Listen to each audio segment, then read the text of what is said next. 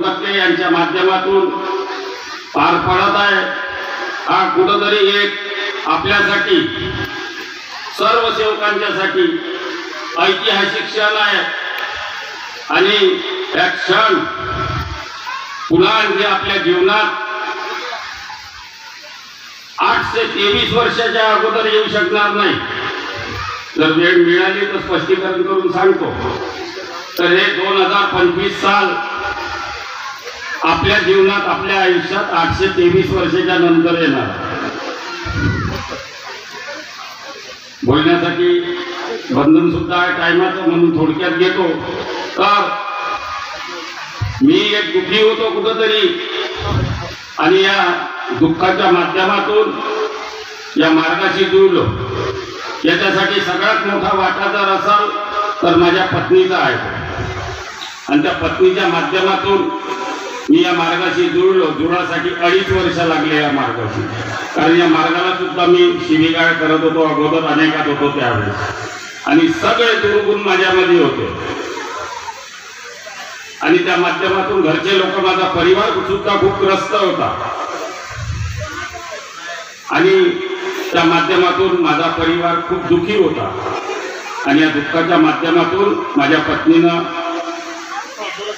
एका परमेश्वराची अगरबत्ती कोणी सेवकांनी सांगितल्यामुळे 15 दिवसाची लावली आणि हे हवारूपी शक्ती बाबांनी जे प्राप्त केली हे कशी मिळाली तिला हे मला अजूनही काही कळून येऊन राहिलं नाही की ते शक्ती तिच्यात निर्माण होऊन 15 दिवसाची अगरबत्ती लावली आणि 14व्या दिवशी मी एवढा व्यसनाधीन झालेला माणूस, फेकलेला माणूस या मार्गाशी जुळलो।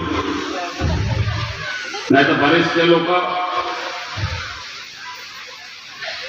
जुळण्याच्यासाठी, कोणी धनदौलतीसाठी, कोणी कोणत्या कारणासाठी व्यसनाच्या अधीन झालेले जुळले। पण माझ्या परिवाराला खूप मोठा त्रास होता माझ्यापासून, त्यामुळे माझ्या पत्नीचा सर्वात मोठा वाटा आहे। आणि त्या माध्यमातून, तिच्या माध्यमातून 14व्या दिवशी मी मार्गाशी जुळल्यावर त्या परमेश्वरी शक्तीला आणि बाबा जुमलेजीला मी अनुभवाच्या माध्यमातून पाहिलं, नजरानं पाहिलं नाही, बाबा जुमलेजीलाही मी नजरानं पाहिलं नाही, परंतु अनुभवाच्या माध्यमातून मी पाहिलं। कारण जो अनुभव मला मिळाला, लोक त्रस्त होऊन बर्बाद होऊन या मार्गाशी जुळले।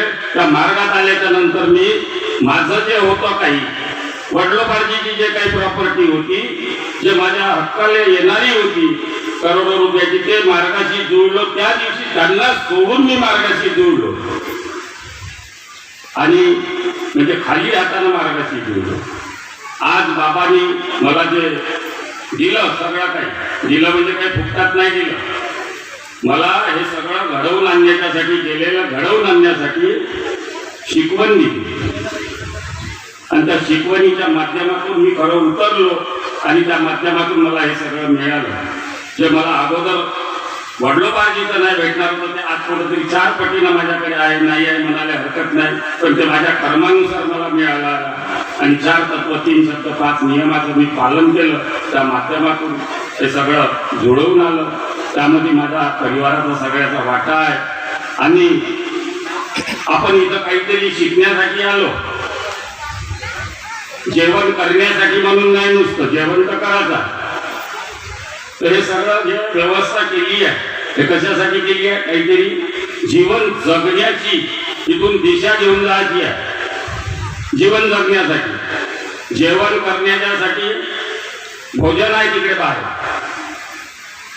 आणि जीवन जगण्याच्यासाठी बाबांनी दिलेली शिकवण हे घेऊन जायची आहे।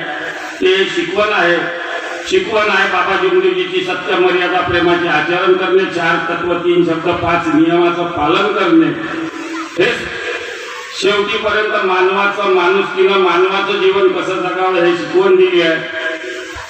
जन्मापासून तर मृत्यूपर्यंत या शिकवणीचा सांभाळ करून आपण कसं चाललो पाहिजे याची आपण सर्व सेवकांनी या शिकवणीचा सांभाळ करून कसं चाललं पाहिजे याचा विचार आपल्याला करायचा। म्हणून हे सर्व आतापर्यंत मान्यवर लोकांचे जे मार्गदर्शन झाले, त्याच्यातून काहीतरी शिकायचं आहे आपल्याला की बाबानं शिकवण का दिली, आपण शिकत का आहो, करत का आहो.